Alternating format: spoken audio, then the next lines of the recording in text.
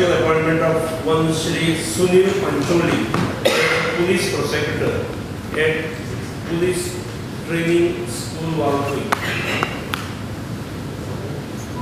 He has retired on superannuation on 31st March 16, and we have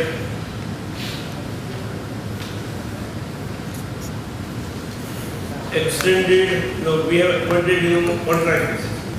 After superannuation, we are appointing him on contract basis on a fixed remuneration of 30,000 for a period of 1 year. He is a law graduate and a teacher of training.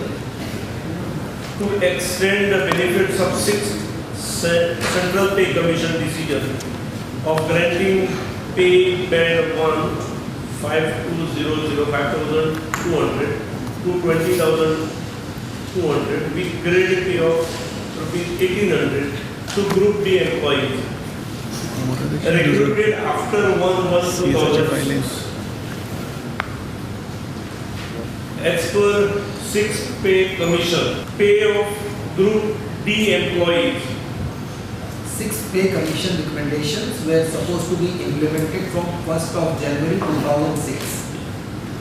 6th Pay Commission recommended that there should not be any Group D staff anymore. 6th Pay Commission. They said Group D disbanded, you convert them into Group C. But then they provided eligibility, that means educational qualification was prescribed.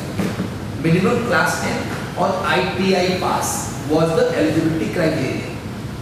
Those who were possessing this qualification would be given that pay scale which sir has announced with a grade pay of 1,800. But there were many employees who did not possess those qualifications. So we cannot throw the employees out. For them there was a scheme that the government will retrain them, upgrade their skills and will call them as a multitasking staff.